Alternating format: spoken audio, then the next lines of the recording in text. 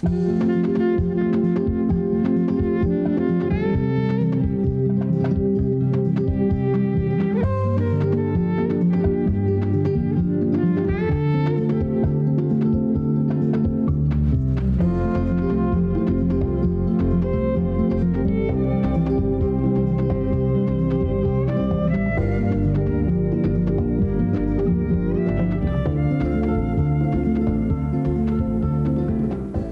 emoción que siento cada viernes cuando tengo la posibilidad de conversar con ustedes y con nuestros invitados, hoy se multiplica, pero de una manera impresionante. ¿Sabe por qué? Porque estoy compartiendo la emoción de 4 actores que dentro de 30 minutos van a abrirse el telón del escenario del Teatro Granero. Ellos van a empezar a las 8:30 a darle vida a los personajes de una obra de Sarah Kane que se titula Ansia. El director de la obra es Ignacio Ortiz. Su generosidad, su profesionalismo y sobre todo el deseo de comunicarse con ustedes, que son su público, pues lo ha hecho realizar una especie de acto de ubicuidad. Porque si en este momento en espíritu está listo para dirigir la obra, pues resulta que al mismo tiempo se encuentra aquí en Canal 11 con nosotros, listo para conversar acerca de su tarea cinematográfica. Yo creo que es el momento de decir que a los actores Arturo Ríos, Ana Graham, Ari Brickman y Tania Ruiz les deseamos el mayor de los éxitos. Se lo merecen porque son realmente súper profesionales. Arturo Ríos acaba de recibir un galardón importante, un Ariel como mejor actor, justamente en la película de la que hoy vamos a hablar. Desde luego usted conoce el trabajo de Ignacio Ortiz. Sabe que su nombre está ligado al de directores tan importantes como Carlos Carrera, con el que trabajó en películas como La mujer de Benjamín, La vida conyugal y Sin remitente. Desde luego también está relacionado con García Gras, con quien trabajó en la cinta Desiertos mares, ¿no es así? Ahora, ya su filmografía más concreta pues tiene en su haber 2 cortometrajes. Un hilito blanco para subir al cielo y Hombre que no escucha boleros. De eso vamos a hablar muy ampliamente. Hay también 2 largometrajes. De Cuento de hadas para dormir cocodrilos. Vamos a hablar muy ampliamente esta noche, pero tiene otra cinta muy interesante que muestra una de sus obsesiones, también de eso vamos a hablar. El título es La otra orilla o La otra orilla de la tierra. La orilla de la tierra. La orilla de la tierra. Pues tenemos aquí a un triunfador, y es un triunfador por una razón. Mire, en la última entrega de Arieles, su película Cuento de hadas para dormir cocodrilos obtuvo 7 Arieles, pero además ha tenido reconocimientos tan importantes como el Premio Quijote en el Festival de Carlo Ivari y desde luego también fue la cinta muy ampliamente reconocida, galardonada en el Festival Cinematográfico de Guadalajara. Ignacio, cuando uno ve una película, y sobre todo después de ver la cinta, cuando ve una película como Cuento de hadas, que dice, caray, si tiene excelente dirección, excelente guión original, excelente edición, actuaciones como las que vemos en la película, ¿por qué razón, si se filmó en el año 2000, se está estrenando hasta ahora? ¿Por qué razón? Lo que pasa es que el cine norteamericano está copando actualmente las pantallas, no hay producción nacional, no hay fuerza en la producción nacional, la competencia de nuestras producciones con las producciones norteamericanas es muy desleal porque ellos tienen una producción con gran cantidad de dinero, las nuestras son raquíticas todavía, no es melodrama, es una realidad y se tendrán que encontrar mecanismos para que estas películas se exhiban. Yo creo que se logrará y en esto depende mucho del público. No se está pidiendo el favor del público, por favor de ver mi película, no, simplemente el público, poner las películas para que el público tenga la capacidad de seleccionar, tenga la opción. Ignacio, yo creo que hay un público numeroso, cada vez más numeroso y más interesado en el cine que se está produciendo en nuestro país. En 3 años yo creo que pudo haber habido por lo menos una sala donde se hubiese podido proyectar tu película, 1. Y 2, leí en una entrevista que te hicieron recientemente que hay apenas 9 o 10 copias para que el público conozca la cinta. Bueno, esto es inexplicable realmente. 10 copias. Cada copia tiene un costo, el exhibidor no quiere arriesgar, el exhibidor cree que no es negocio exhibir una cinta como Cuento de Hadas. Yo creo que todo cine tiene su público, el único asunto es ponerlos en contacto. Eso de que cine de arte, de que cine difícil, de que no es cierto, todo cine tiene su público. El exhibidor tiene que entender que debe de poner en contacto este cine con este público y el exhibidor va a ganar, el distribuidor va a ganar dinero. Pues el distribuidor va a ganar dinero evidentemente con esta película, que es de una factura impecable. La cámara es extraordinaria, la edición es muy buena, el sonido es muy bueno, y esto lo subrayo porque en muchas ocasiones en las cintas mexicanas hay una falla notable en el sonido. Llega un momento en que no entiendes nada. Exactamente, sí, creo que el sonido es bastante bueno, lo hizo gente muy profesional, y se creó la banda sonora de acuerdo a la película, se pensó, no es nada más ponga el micrófono y lo que sea lo escuchamos, no, hubo todo un concepto sonoro y técnicamente bien hecho. Ese concepto sonoro es tan preciso, es tan sutil, que quizá lo más importante en esta película es el silencio. Exactamente. El silencio forma parte, y eso lo entendió muy bien la maestra Lucía Álvarez, que hizo la música. Entonces la hizo a partir, dice, creo que esta película, el sonido es a partir del silencio, el silencio forma parte de la partitura, el silencio forma parte del drama de la película. Es un silencio que corresponde más que ampliamente con la belleza, con el esplendor de un paisaje que es completamente desnudo. Es un paisaje que Ignacio conoce muy bien porque pertenece a su tierra, a un lugar del que él ha venido, es Tepozcolula, Oaxaca, y desde luego él comentaba hace algunos días que él quiere hacer un cine de su tierra, de Oaxaca, que tenga un sello de identidad, y desde luego aquí se nota. El paisaje es un personaje muy importante porque es de una desnudez total. Está listo, es como un personaje, es como parte del auditorio que está quieto para recibir el cuento. Sí, en efecto, el paisaje es un personaje, tanto en esta como en la anterior película. Pienso, ¿dónde va a ocurrir la historia? Y entonces me pongo a recordar dónde he visto un lugar como estos para encontrarlo. Y digo, claro, creo que lo vi aquí, creo que lo vi acullá. Entonces recuerdo cuando caminaba con mi abuela, con mi madre, y dijo, claro, por supuesto, ahí donde pasé alguna vez, ahí debe de ser el lugar para esta película. Es una película que cumple más que sobradamente los anhelos de su director. Él dice que a lo único a que aspira es a contar una historia a través de los recursos que pone en su mano el cine. Esta es una historia fascinante. ¿Cómo se la voy a contar? ¿Cómo se la puedo contar? Bueno, digamos que abarca la vida, los incidentes más dramáticos de 4 generaciones de arcángeles. Son hombres obsesionados por la leyenda y por el sueño, por el insomnio, mejor dicho. Su historia se entreteje con la historia, con mayúscula, que ve pues aparecer y desaparecer los momentos difíciles, las guerras, pero aparte de eso hay otra guerra, hay luchas permanentes, hay mucha sangre, mucho dolor y una crueldad fría en la película que impresiona. Es una violencia que se ejerce con una decisión absoluta. A nadie le tiembla la mano ahí para matar. No, ¿por qué? Porque creo que la idea es de qué manera existe una transmisión casi genética de la desgracia, no de la tragedia, de la desgracia, que fue una manera de entender este ser nuestro, este ser mestizaje mexicano, no tanto indigenismo. Yo creo que uno de los grandes problemas y una de las grandes cualidades de este país es el mestizaje. Mire ese paisaje, mira, aquí estamos viendo a uno de los arcángeles llegar a la casa de su padre, donde se supone que él está enfermo y agonizante, y resulta que murió hace 15 años. Sí, es una voz como en Rulfo que se quedó en ese lugar. ¿Sabes qué es muy bonito? Los elementos que manejas para contarnos la historia. Por lo pronto está el personaje que encarna a Luisa Huertas, que está enredando el hilo.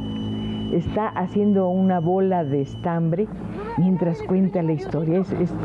Es clásico completamente. Y luego tenemos la historia del hombre que viaja. Sí. El hombre que viaja y se aventura. El personaje, este arcángel, viaja al pasado, no al presente ni al futuro, viaja al pasado. Y es muy interesante lo que él va descubriendo a través del relato de Luisa Huertas. ¿Qué es esa obsesión? Es regresar a entender por qué estoy aquí en este momento y en este lugar.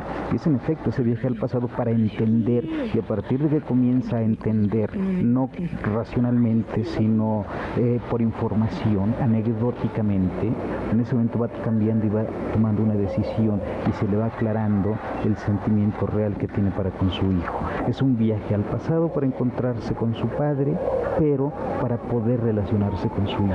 La relación con el niño es un personaje que jamás habla. Es un niño que se deja mover de un sitio a otro, que se deja llevar por el padre, que comparte el hecho con su padre, pero nunca le contesta ni le habla, porque está obsesionado con uno de esos juguetes que se supone que sirven para desarrollar la intuición y las capacidades y habilidades de los niños.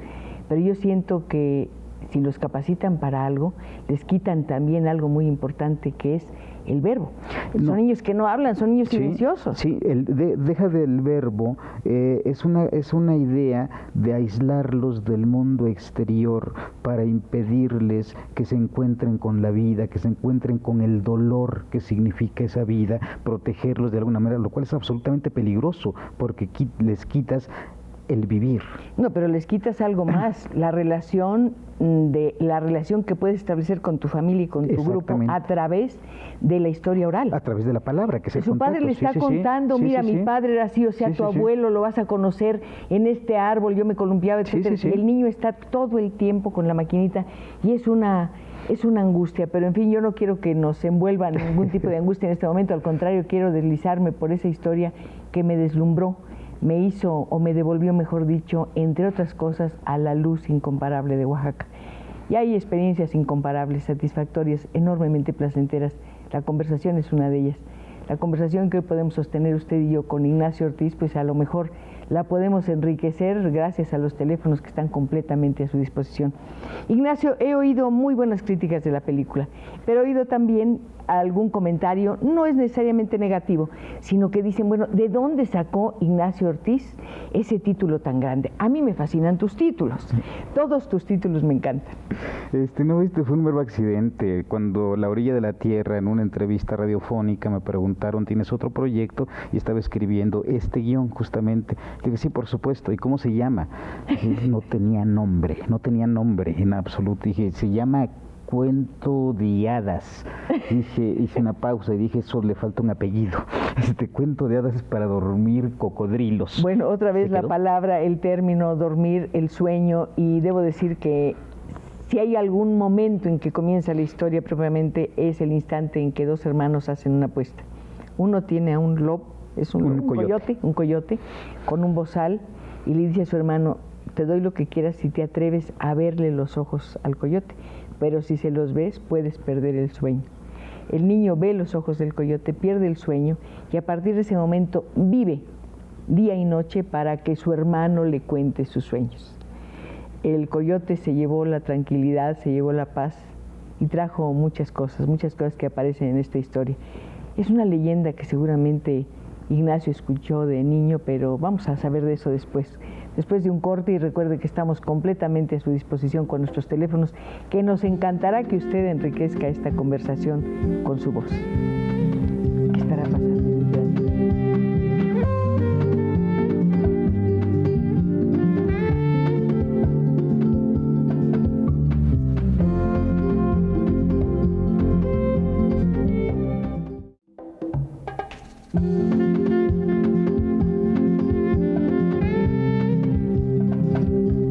Ignacio Ortiz es un hombre que tengo la impresión de que difícilmente se pone ante la cámara, él prefiere estar detrás de la cámara, y por eso tal vez muchos de ustedes, los que nos acompañan este viernes, no lo conozcan. Él tiene una historia fascinante, a mí me gustaría inclusive hacer una película con su vida personal. Es de Tepozcolula, Oaxaca. Déjeme decirle que llegó a la Ciudad de México y tuvo que hacer trabajos como cargar bultos en la Merced, trabajar en un restaurante y demás. Luego estudió medicina, pero él llegó aquí ya inoculado de la pasión, del vicio maravilloso por el cine. Alguien comentó en una nota que a los 14 años había sido un cine, en Tepozcolula. ¿Habías visto una película? ¿Es cierto? No, sí es cierto, pero... Y habías dicho, yo quiero hacer eso. Los pueblos son los que están cambiados. Tepozcolula es un distrito, un gran lugar, y el pueblo... de donde yo nací es un pueblo pequeñísimo, una ranchería que se llama Refugio de Morelos, que pertenece al distrito de Tepozcolula. Ajá. Bien, pero donde vi por primera vez una película a los 14 años fue en otro pueblo que se llama Tamazulapan, aledaño a la ranchería mía. ¿Nunca antes habías ido al cine? Nunca. ¿Qué película viste? ¿Cómo llegaste al cine? ¿Cómo era la sala? En el pueblo. No había sala. Era un camión de Coca-Cola, hacía propaganda. En la pared de una iglesia proyectaban películas. Es precioso, y un día pasó, la gente se arremolinaba y de pronto ves la película. Y realmente fue el virus, fue hermoso, me acuerdo perfectamente. Una película mexicana, El Mal, de Gilberto Gascón, la escena que me impresionó, porque fue la primera escena de cine que vi en mi vida. Es un hombre que le ha dado rabia. Lo han amarrado a un palo. Conozco la película. Sí, es impresionante. Cuando viste las escenas con otras gentes tan azoradas como tú, ¿quisiste entender cómo se movían, cómo hablaban, cómo estaban ahí pero no estaban los actores? Sí, cómo hacían las cosas. O sea, sabes, entiendes, o sea, no necesitas más, es una película, pero de pronto, ¿de qué manera ocurre la magia de... Se hace oscuro, se enciende una luz y pasan cosas? Hay gente a la que le está pasando cosas de veras, están haciendo cosas de veras, es impresionante. Ignacio, dices que se proyectó la película en el muro de una iglesia. Sí. ¿De día? No, de tarde. De tarde. Y es importante lo que dices porque en cierta forma hay una especie de ceremonia cuando uno entra a la sala de cine. Absolutamente. Estar bajo un mismo techo con muchas personas a las que no conoces, pero que sabes que van a reaccionar ante las actitudes o las actuaciones o los nombres de los personajes, si tú quieres. Eso es algo muy bello. No, y la gente reaccionaba, yo reaccionaba, y luego ya después cuando me acostumbré al cine, ya supe que después al pueblo había un cine que se llamaba Lupita, otro pueblo, porque en el mío no había ni luz eléctrica, había un cine que se llamaba Lupita, que daban funciones los miércoles, y pasaban las películas de vaqueros, y uno salía del cine caminando a la mitad de la calle, sintiéndose el vaquero de la película. Eso era impresionante. Adultos y jóvenes y niños, era impresionante. Yo recuerdo algo muy bello que decía Juan de la Cabada. Él comentaba que le tocó ver la primera película, tal vez, que se proyectó en la Ciudad de México, y dice, y me impresionó tanto que mi manera de soñar cambió.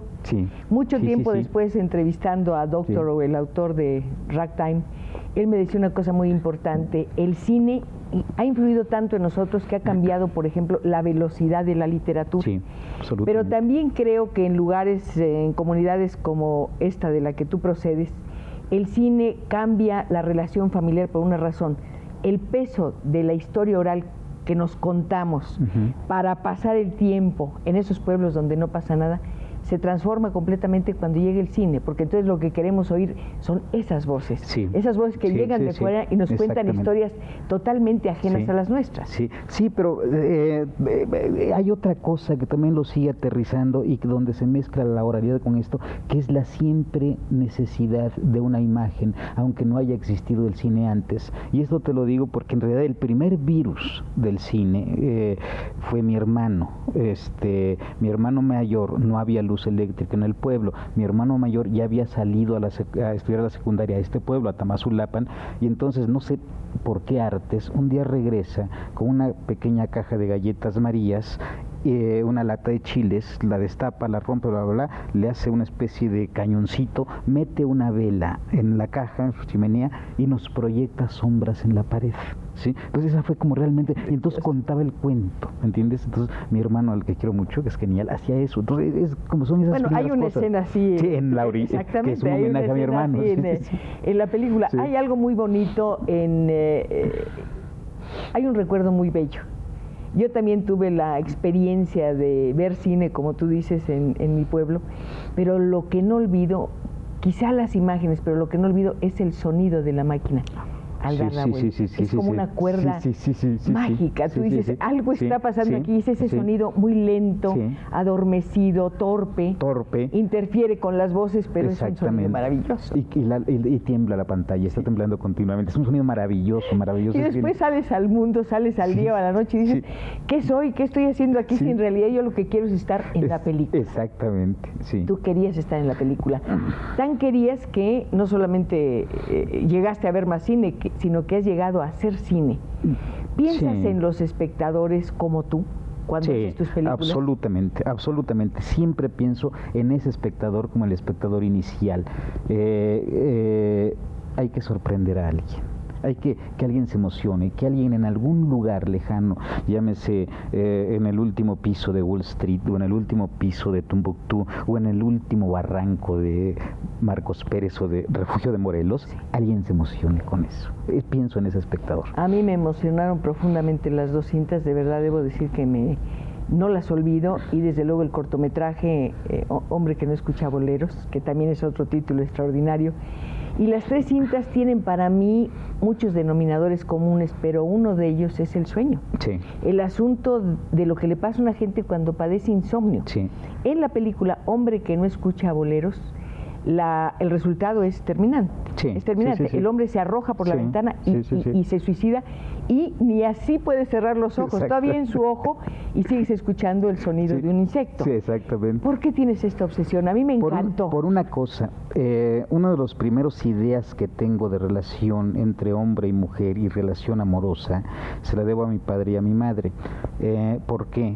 En este pueblo donde no hay luz eléctrica, donde de pronto pasa un autobús y escuchas a las 3 de la mañana el lejanísimo ruido del autobús, que se parece mucho al ruido del proyector, y tal parece que no termina de irse nunca, de pronto escuchaba el susurro de mi padre o de mi madre contándose sus sueños, y yo me despertaba para estar atento, y siempre decían: ¿qué irá a pasar cuando se terminaban de contar los sueños? Para mí eso es lo fundamental de todas las historias. Esa es mi formación fundamental en historias, en relación hombre-mujer, en relación del amor. Entonces el poder soñar y contarle ese sueño a alguien me parece fundamental para poder estar y para poder vivir, aunque fisiológicamente sabemos que si sueñas estás mal durmiendo. El poeta dice algo maravilloso, dice: despertar es morir, no me despiertes.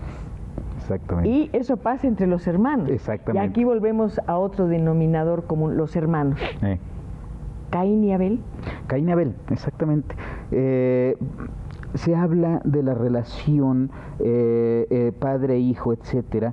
Poco se habla de la relación horizontal, relación hermanos, y creo que ese es fundamental y es otro sustento del mundo, o al menos de mi mundo. O sea, creo que mi ser primigenio está formado por esta elementalidad que te digo, de haber escuchado los sueños, padre-madre, y de pronto por la relación con mis hermanos. No es que odie, yo amo profundamente a mis hermanos. No, lo entiendo, pero hay esa relación en la película se fractura.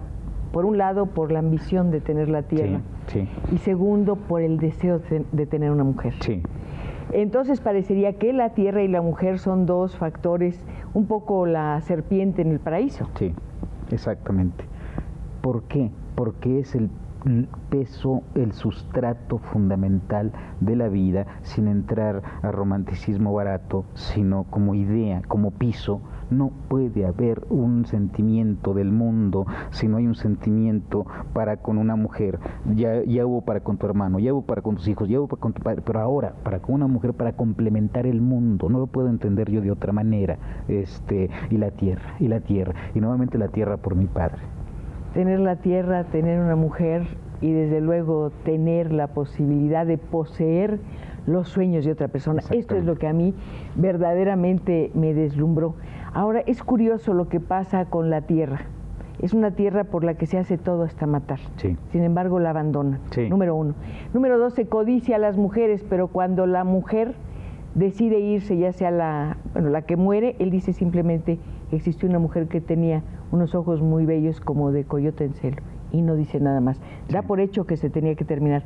Pero cuando la otra mujer se va, él le dice: ándale, que te vaya bien, y ni siquiera levanta los ojos. Está bien, así está bien. Hay una fatalidad en la separación. Hay una, creo que es una idea árida. Hay una aridez. Ahí está el paisaje y el silencio otra vez. Sí, y quizás tiene razón. Esa relación aridez, fatalidad, que hace que se sea de cierta manera. Vamos, no es que deba de ser así, pero en esta historia, o al menos un punto de vista, una perspectiva es esa del mundo. En el paisaje magnífico donde ha filmado esta película, Ignacio, hay algo escueto, hay algo totalmente desnudo. Nada es excesivo, ni las cimas con C ni con Z, ni las sombras, ni nada. Hay una desnudez, y esa desnudez es soledad, y esa soledad también es silencio, pero en medio del silencio resuenan las palabras cuando deben sonar, cosa que es muy propia de la gente del campo. Sí. Se habla lo necesario, se dice lo necesario. Se describe una escena que está y nada más. Sí. No hay adorno, no hay retórica, hay simplemente el relato desnudo y vivo. Sí, algo que todavía no puedo cambiar a mis 46 años es, de pronto salgo a la calle, voy platicando con alguien que tengo intimidad, viene alguien más, me callo. Porque es por este haber caminado, haber crecido en esto, tú vas caminando, vas platicando con alguien y viene alguien, no tiene por qué enterarse, o sea, se mete en tu intimidad y se va a escuchar 3 kilómetros allá, bien allá te callas y bien, y son estos silencios, bien, todavía los hago a veces, no es que no me guste, pero... Yo no quiero guardar silencio, quiero elogiar en todo lo que merece o en los aspectos que merece que se haga la película, que de verdad es impresionante, entre otras cosas, por la belleza física del paisaje. Hay un farallón donde ella camina, que son unas piedras inmensas, de unos colores que dice, yo creo que cualquier artista plástico daría cualquier cosa por lograr esas texturas. Y bueno, yo daría cualquier cosa por no tener que interrumpir esta conversación, unos segundos nada más para que usted llame, por supuesto, y después regresamos con nuestro invitado de esta noche. Está a punto de estrenarse la obra, es más, se está corriendo el terror. Mandémosles un saludo. Muchas felicidades, un aplauso por adelantado a los actores que están listos en el Teatro Orientaciones. Granero, perdón. Adelante, por favor.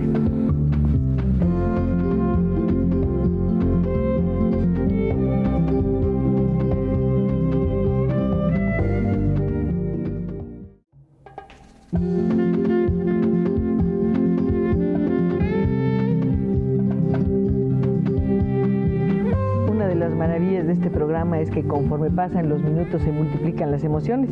Yo le confesé mi enorme emoción de recibir a Ignacio en nuestro estudio, de pensar en lo que estarían pensando los actores que justamente hace un minuto acaban de pisar el escenario del Teatro Granero y estarán ya diciendo su primera frase. ¿Cuál es la primera frase que se escuchó en este momento? Para mí estás muerta.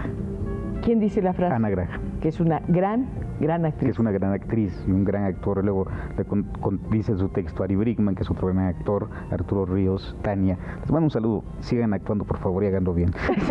Lo están haciendo muy bien. Lo harán Estamos genial. poniendo Perdonen así chonguitos, ustedes, como dicen los changuitos, para que les vaya muy bien, y sé que les irá bien porque tienen mucho talento, porque tienen un excelente texto y porque han tenido un gran director. Y tienen un director que posee muchos amigos por todas partes. Aquí hay una persona que te llama y dice: Nacho, felicidades, te manda saludos Pati Frías del Hospital López Mateos.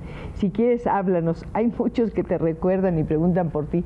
La idea de que hayas estudiado medicina a mí me enloquece. Es que me yo fascina. Trabajé, Pati, un saludo, a todos los ex compañeros de López Mateos. No, que sigan hablando todos los de López Mateos. ¿Cómo? Yo trabajé en el López Mateos, en el laboratorio clínico, como técnico laboratorista durante muchos años. Y sí, Pati, el laboratorio en alguna forma se parece al espacio, al cuarto donde empiezas a revisar los roches y el material. Se parece muchísimo, es muy parecido. Si hiciéramos una similitud, sí, es muy parecido, es lo mismo, es hasta en espacio es lo mismo. Se disecciona el material, revisa el material, lo separas, lo cuelgas, en el laboratorio centrifugas la sangre, separas el suero, lo que vas a utilizar, es muy parecido, tienes toda la razón del mundo. José Antonio Valdés dice: hace tiempo tuve la fortuna de ser alumno del señor Ignacio Ortiz, el cual me contagió el amor hacia el cine. Hemos aprendido hoy de qué manera Ignacio empezó a amar el cine, pero lo ama de tal manera que aquí sí aplica una especie de principio de un médico. Quiere hacerlo todo, quiere ver el cuerpo de una película por fuera y por dentro. Sí, absolutamente. Hace el guión, hace la edición, está revisando cada momento las escenas y cuentan que vas por todo el tiempo de la filmación con una cámara y que hay un monitor y a cada minuto estás echándole ojo a ver qué hiciste. Sí, claro. Sí, hay que ver, hay que revisar. Pues, para ver qué se hace, si no.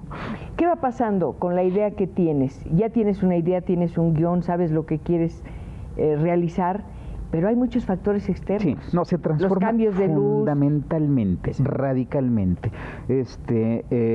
Tienes el guión, o sea, el guión es el punto de partida para una realización. Cuando llegas al set, como tú bien dices, hay infinidad de factores, entonces tienes que tener la capacidad de decir, bien guión, muchas gracias, ya me trajiste a este lugar, ahora vamos a hacerlo como están dadas las condiciones, aquello que pensamos en el guión. Hay una llamada que dice anónimo. ¿Por qué la película no se exhibe comercialmente? Pues esa es la pregunta que hemos estado haciendo. Ya se exhibirá el próximo viernes. ¿El 21 o no? 21, ah, sí, con la primavera. Sí. Llega. Hay algo que me llama la atención. Con don Benito Juárez. Muy bien, me parece muy bien. Además, Arcángel Juárez te lo va a agradecer porque esta historia es muy bonita. Imagínense un hombre que es Arturo Ríos, sí. Perdón, que llega a un lugar maravilloso por desnudo. Hay un cuadro con el rostro de Benito Juárez, hay un señor notario que se le ve el opillo, por supuesto, sí. Y Arcángel le dice, todavía no tiene nombre, dice, vengo a comprar un nombre que suene bonito. Y él dice, pues tenemos de héroes. ¿De cuál quieres? Aquí, esta es muy bonita, esta es una escena preciosa realmente. Sí. Pero esa historia, realmente se compraban los nombres en Oaxaca. Es ese cuento, es que uno de los que me alimentaron en todas estas historias, seguramente muchos se las inventaba, no creo, perdón papá, es mi papá. ¿Dónde está tu papá? Yo creo que deberíamos entrevistarlo en este momento. Debe estar viéndonos el papá, espero. ¿Cómo se llama tu papá? Delfino Ortiz. ¿Qué hace don Delfino? Y su señora mujer que se llama Natividad Cruz. Don Delfino y doña Natividad, ¿por qué no nos llaman y comparten este momento con Ignacio? Entonces contaba mi padre, yo fui encontrando de estas cosas mientras caminaba con él o detrás de él, que iba a trabajar o íbamos a trabajar, y contaba de esto, de aquello, y de pronto decías que sí, antes se compraba, se lo contó no sé quién, su abuelo, el abuelo Félix, contaba del abuelo Félix que contaba esto, o de cuando se fue a trabajar de bracero a los Estados Unidos y le contaban sus compañeros filipinos o japoneses, no sé qué cosas, ¿sí? O sea, iba jalando de todos lados, un tipo maravilloso, un gran hombre. En las películas de Ignacio hay siempre un viajero que llega y que se enfrenta con el pasado y cree ver al futuro. Son una especie de conquistadores. Ignacio es un conquistador de la ciudad. Llegó aquí y tuvo que trabajar en muchas cosas, ya se lo he dicho, pero a mí me interesa mucho saber cómo una persona que ha ido conquistando palmo a palmo la ciudad, sobre todo una ciudad tan complicada, no ha hecho una película donde aparezca justamente ese personaje, porque en las otras dos cintas parecería que la quieres borrar del todo. No, algún día lo haré, estoy todavía elaborando la idea. ¿Dónde la harías? ¿Cuál sería tu escenario, tu espacio?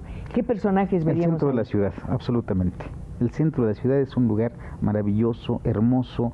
El centro de la ciudad la haría durante las madrugadas y escenario sería todo el plástico de basura que dejan los vendedores ambulantes. En eso te vas a llevar una sorpresa, porque si caminas por el centro histórico después de las 12 de la noche, te vas a encontrar los fantasmas que parece que están en todas partes. Ayer mismo estuve en un edificio que es del siglo XVII y me dijeron, bueno, ahorita no hay nadie, está caído, es una belleza. Sí. Pero el problema es en la noche las monjas. Le digo, ¿qué hay monjitas? Dice, no, son los fantasmas de las monjitas. Pero vas a otra parte y sale el hombre sin cabeza. Y vas a otro lugar y la señora que llora por sus hijos y que no es la Llorona sino otra. Entonces, esta ciudad llena de fantasmas realmente es una maravilla. Podría ser un super tema para hacer una película, ¿no? ¿Hasta qué punto la literatura? Me imagino que la experiencia de vida te enriquece y te dicta temas para tus películas, pero ¿hasta qué punto la literatura también es una fuente de un abrevadero para... Yo creo que la literatura es fundamental, al menos para mí, y sobre todo Rulfo, Agustín Yáñez, y los escritores rusos como Chekhov, Dostoyevsky, incluso Máximo Gorki, bueno, por que supuesto, es un poco eso más se alejado. nota, eso por el mundo y mis universidades está ahí. Son como, exactamente, sí, son como estos dos grandes abrevaderos que tengo. Bueno, y luego ya escritos modernos. Yo creo que siempre hay que recurrir a la literatura porque ahí está condensado el mundo. Pero además es hacer justicia en un momento en que se habla siempre de, bueno, ahora más se habla de los directores, o se elogia, se loa a los actores, que por supuesto se lo merecen, yo no digo que no, pero el cine está basado en la palabra. El sí. Texto pocas veces es reconocido. Pocas veces reconocido, y digo, la importancia de la estructura y luego del diálogo, que es fundamental en el cine. O sea, la palabra, nuevamente, como decías, es fundamental. No podemos dejar bien cine, de otro lenguaje, etcétera, pero está la palabra. Ignacio, yo tengo la impresión de que uno de los defectos de nuestro teatro, a veces, conste que digo a veces, y de nuestro cine, es lo poco naturales que son los diálogos. Sí. Todo mundo está muy acartonado. Sí. No hay posibilidad de que alguien te diga, pásame el vaso, sino que te sueltan un rollo o una serie. Nunca te dice nadie qué pasa en la calle.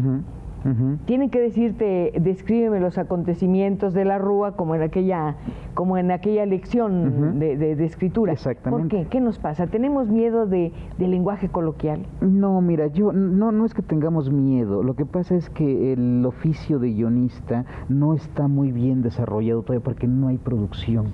Cuando hubiera producción, te lo juro que deben de haber muy buenos guiones guardados en el cajón. Se filman 4 películas al año, 7 películas, deben de haber 10, 20 guiones por ahí guardados en el cajón, muy buenos. Hay un director de cine a quien no conozco y de quien me gustaría tener más noticias. Raigadas es su apellido. Jorge Raigadas, creo que sí. La película Japón. Y él hizo un comentario acerca del cine y decía: hay 2 clases de cine entre nosotros, el cine mexicano y el cine de lo mexicano. Tengo la impresión que el cine de lo mexicano se piensa y se hace para exportar. Parecería que ahora muchos de nuestros directores filman con un poco el pie o la mira en los Estados Unidos. Conquistar ese mercado, ¿qué tan importante es? Digo, depende de las ideas y de las intenciones de un cineasta. Si le interesa desarrollarse y que lo contraten, etcétera, bueno, pues va a vender su trabajo. No, pues yo creo que no es tan importante. O sea, el cine es universal, el cine es el cine. O sea, una película va a tener una proyección internacional si funciona. Exactamente. Captando los elementos de la sociedad dentro de la cual. Sí, y yo no creo, fíjate, esto, digo, no quiero entrar en polémica, no me es dada la polémica, pero yo creo que no, lo interesante es, se llama cine mexicano porque está entre estas paralelo y meridiano y a esta altitud entre este mar y el otro, y con esta luz que nos tocó, y como tú dices, porque aquí nos tocó vivir, quién sabe qué lugar sea, ¿sí? Y a partir de eso lo que hay a nuestro alrededor, nuestro sentimiento. Siempre se ha dicho que los pintores oaxaqueños son tan brillantes y son extraordinarios, entre otras cosas porque han nacido bajo la luz de Oaxaca. Sí. Yo creo que ese principio se podría aplicar a las cintas de Ignacio Ortiz. Yo lo invito de verdad a que a lo mejor un día no vaya a ver Harry Potter y vaya a ver Cuento de hadas para dormir cocodrilos. Es una historia realmente de una gran belleza en todos sentidos. Nos vamos a un corte, regresamos volando, siga marcando, llamen todos los de los hospitales, los lugares donde ha trabajado Ignacio, llamen por favor, queremos que se vaya con un montón de llamadas al Teatro El Granero, donde lo están esperando sus compañeros, seguramente para aplaudir en el momento de que se cierre el telón al terminar la obra. Pero vas a llegar, Nacho, yo te prometo que vas a llegar cargado de llamadas. Nos vamos a un corte volando y regresamos también volando.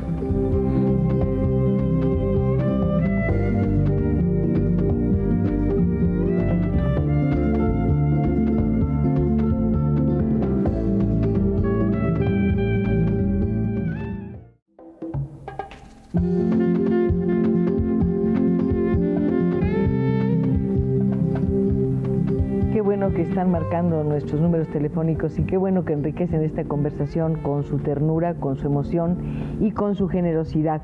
Mario Medina dice: hay palabras o frases como buenos días que parece ser que se desgastan, y ahora viendo al maestro Ignacio Ortiz, la palabra asombro vuelve a renacer, al igual que ver cada semana a la señora Pacheco. Bueno, yo no sé cómo le agradezco esta llamada, pero sí, este asombro Fíjate, qué difícil para un cineasta, bueno, es tan difícil como para un escritor. ¿Cuántos libros hay en el mundo que nos han deslumbrado? Y sin embargo, un escritor quiere deslumbrarnos con su versión de la historia, o de una historia. Y en realidad los temas son muy pocos. Muy pocos. Son el amor, la muerte, nacer, morirte. Exactamente. Traicionar o ser leal. Venga, no hay más. Están en los 7 pecados capitales, no los busquemos más. ¿Cuál de los pecados capitales te preocupa más, te daña, te lastima más? Me lastima más la imposibilidad del amor, no como en la idea romántica, amorosa, sino como ese anhelo que hace que la vida exista. O sea, el amor existe como idea porque existe un anhelo, que eso es real. Lo que hace posible la vida, la existencia, es el anhelo. Cuando no hay ese anhelo, la vida se acabó. Y eso es muy triste, profundamente triste. A mí me entusiasman las llamadas y por eso quiero insistir en que te han llegado, y muy oportunamente. Antonio Molina felicita al señor Ortiz Cruz. De la forma de este magnífico hombre empezó a hacer cine, yo empecé a hacer fotografía y me está interesando esta plática. Él hace una comparación entre tú y él. ¿Cuál fue el primer día que empezaste realmente a tener contacto con el cine? ¿Fue en el CUEC? ¿Fue en el Centro de Capacitación Cinematográfica? Fue en el Centro de Capacitación Cinematográfica. Un día yo decidí, yo estaba haciendo el servicio social en un pueblo, en el estado de Hidalgo, como médico, y entonces de pronto ante la mesa, llenando el formulario de cuántos métodos anticonceptivos y cuántas diarreas, lo que debe de hacerse en nuestro pueblo para el registro de salud, y dije, de pronto esto no es lo mío. Me fui a Pachuca, renuncié, llego a la casa, está la madre de mis hijos lavando el pañal de mi hijo más pequeño, que ahorita tiene 19 años, me ve y dice, ¿qué estás haciendo aquí? Ya regresé. Pero no entiendo, ya regresé, voy a estudiar cine. Tenía 28 años, entonces la mujer obviamente que se alarmó, pero entonces digo, yo quería hacer películas, entonces fui al CCC a estudiar realización, ya había tomado un curso de guión antes, entonces bueno, una decisión. Una decisión que evidentemente te ha acercado más a la felicidad todo lo posible, porque estás haciendo lo que quieres. Yo creo que ese es un aspecto, una forma en que se encarna la felicidad, pero también tenemos que agradecerte tu decisión porque nos has permitido acercarnos a otra visión del cine. Hay algo muy sencillo, muy natural, y desde luego en esa naturalidad hay el propósito de una narración que nos va guiando con una certeza absoluta. Y nos guía muchas veces hacia temas que hemos visto planteados en otras ocasiones. Te obsesiona la traición. Mucho. Es una traición tras otra, sí. Es algo terrible. Es algo terrible, es algo que... Bueno, así está escrita la historia, sí, ¿no? Es algo que... así está escrita la historia y es algo que sostiene. Es una hiladura que hay entre los seres humanos, la traición. Hay que verla para entenderla. Y digo, no estoy diciendo con esto ni vas a cambiar nada, simplemente hay que verla para entenderme yo, entenderte a ti. Y también la violencia, siempre hay un fondo o trasfondo de violencia. Hay violencia entre los elementos, los miembros de una familia, pero atrás siempre está la guerra. Creo que en este momento es un tema muy importante. Sí, exactamente. La violencia nuevamente es una característica hasta hoy día del ser humano. No es ningún tabú, ahí está, hay que verla. No estoy diciendo que hay que regodearse en ella, hay que mostrarla. Esto soy yo también. Pero a mí me parece muy interesante la forma en que solucionó Ignacio el planteamiento de las guerras. Evidentemente, para reproducir una batalla hubieras necesitado una cantidad de recursos enormes. Sí. Sin embargo, captas toda la intervención francesa con un militar que va cantando, con un francés que va cantando, y los dos niños empiezan a burlarse de él y demás. Y después vemos la guerra cristera y después vemos la expropiación de los bienes de la iglesia. Es decir, vamos viendo los diferentes momentos, pero nada más con una pincelada. Ahí está la historia. Y es como si nos dijeras, detrás está ese inmenso telón y enfrente está nuestra pequeña vida, que es lo más importante. Está en el primer plano porque es por lo que vivimos y es también por lo que sabemos que vamos a morir. Exactamente. Después de realizar estas películas, yo no sé si empiezas locamente a buscar otro tema, te quieres salir de esa luz, de ese enfoque, o en cierta forma permaneces unido a esta bola de estambre que se va, esta madeja de estambre que alguno de tus personajes va enredando. Yo creo que permanezco unido, he querido salirme. Cuando estaba rodando, que fue en condiciones realmente y casi infames, por el poco presupuesto, una serie de cosas. Dije, nunca más una película en exterior. Me voy a meter a un cuarto redondo, dije redondo. Me siento a escribir la idea del próximo guión y de pronto descubro, es que ese cuarto redondo tenía puertas y ya estoy otra vez aquí, en esos paisajes, ya está otra vez ocurriendo el proceso de la historia. Yo creo que esta película todavía va por esos lares. Bueno, además es un paisaje que te sitia. Sí. Es un paisaje que no te deja en paz. No me deja en paz. Porque está todo el tiempo, está silencioso, pero desde su belleza te está gritando, te está diciendo, aquí estoy. Mira qué magníficas son estas montañas, pero están pasando cosas terribles que conservamos como un secreto. Y yo no quiero que se queden en secreto las voces de quienes te están llamando. Dice una señora, te hablamos del Departamento de Luces del Laboratorio de Estudios Churubusco. Saludos a Ignacio, nosotros le dimos luz a una de sus películas. Hombre, claro. María Fe Ortiz, quiero felicitar al señor Ignacio, yo soy su paisana y me identifico mucho con él. Saúl Ramírez, felicitamos a Ignacio Ortiz Cruz. Qué maravilla que tengamos personajes que reviven el cine mexicano de esta manera. ¿Estamos reviviendo el cine mexicano? No, estamos haciendo lo posible para que no termine de morirse el muerto. Todavía no está muerto, estamos viendo de que no termine de morirse. Alguien diría que está más vigoroso que nunca, puesto que los nombres de nuestros directores, actores y productores están sonando en espacios o en festivales tan importantes o premiaciones tan importantes como el Oscar. Sí, pero son las únicas películas que se han hecho, eso es lo terrible.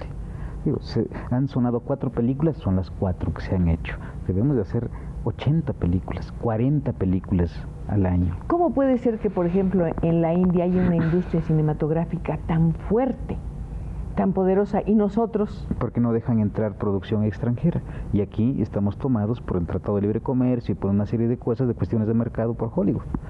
Muy simple, somos la pantalla de Hollywood, donde vienen a recoger así su dinero.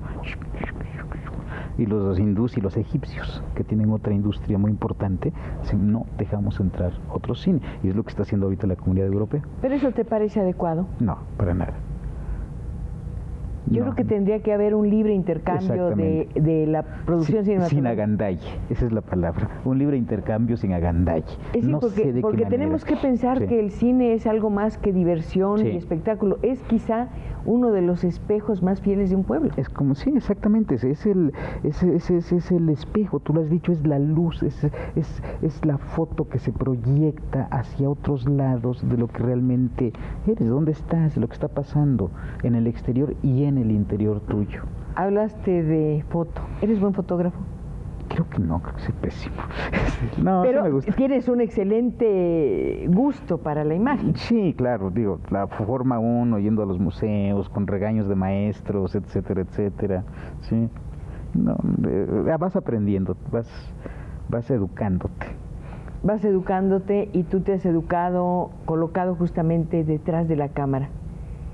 El mundo que ves a través de la lente, ese mundo que tú has concebido y que has imaginado, por ejemplo, como guionista o como director, ¿es lo que vemos todos después o no? Es una parte mínima, porque entran lo que tú dijiste en un principio, los imponderables. Pero si bien es una parte mínima, es la parte fundamental. Y aquí quiero hacer notar otra cosa. Muchos guionistas dicen, el director me destrozó mi guión. Y yo les contesto porque bueno, trabajé como guionista y porque doy clases de guión. Si tu guión te lo destrozó el director, es que estaba mal estructurado. O sea, eso es mentira. Un buen guión, no hay director que lo eche para atrás. No hay peor director que lo haga. Tú has tenido muchos privilegios, entre otros trabajar con excelentes directores. Claro, y tendríamos que decir que si estábamos hablando al principio de esta conversación de la obra que se está realizando ahora, se está llevando a cabo en el Teatro El Granero y que es dirección de Ignacio, habría que decir que él trabajó con Margules. Sí. Que yo creo que es una de las experiencias más ricas que puedes haber tenido. Yo creo que aquí entra el otro gran capítulo de mis maestros en mi formación, pues yo sí creo en la academia. Sin la academia yo no hubiera hecho posible esto. Entonces uno de mis maestros fundamentales, además de mi padre, está Don Margules. Delfino, a quien saludamos con mucho gusto. Está Margules, de quien aprendí la disciplina, toda una serie de cosas. Está Alfredo, que me enseñó toda la parte, Alfredo Yoscovis, del lenguaje cinematográfico, es mi maestro. Juan Tobar, que cada texto que le llevaba me lo echaba para atrás. O sea, yo sí aprendí a zapes, pues. Sí, fue una experiencia maravillosa. Yo sí le debo a mis maestros. ¿Cuál es el aspecto de tu trabajo en el cine, que es tan vasto, por cierto, que más te tortura? La escritura, yo creo. Creo que la escritura.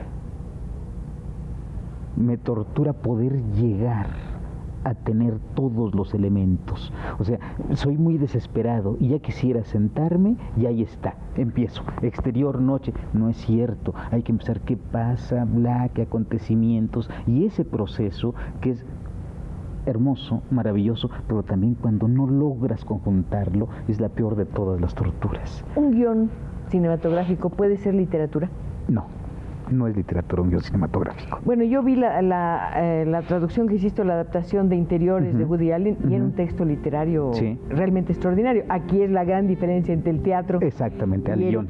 Hay quien pretende que el guión sea como una obra de teatro, con ese valor literario. Sí, no puede ser por una sola razón. El texto teatral puede guardar, si se lo das a tu amigo y tu amigo lo va a leer y va a entender de qué se tratan los asuntos y se va a emocionar, y las palabras y la construcción, porque ocurre la palabra en la escena. En el guión cinematográfico está construido a partir de imágenes relatadas con palabras, pero que van a ser realidad hasta que estén en pantalla. No es literatura. Bueno, hoy hemos estado en pantalla, hemos tenido el gusto, el placer enorme de conversar con Ignacio Ortiz. Su película se va a estrenar el próximo día 21, Cuento de hadas para dormir cocodrilos. Si después quiere llamarle y decirle qué le pareció la película, estaré encantada. Él se tiene que ir volando al teatro para ver a sus actores y para recibir el aplauso de un público que conoce su honestidad, la excelencia de su trabajo, su profesionalismo, y desde luego habría que subrayar su calidad humana y su muy bonita sonrisa. Tus actores están necesitando esa sonrisa. Les vamos a enviar a ellos un aplauso por adelantado, ¿no? Deben ir como en el segundo acto. Que el público vaya. Gracias. Gracias.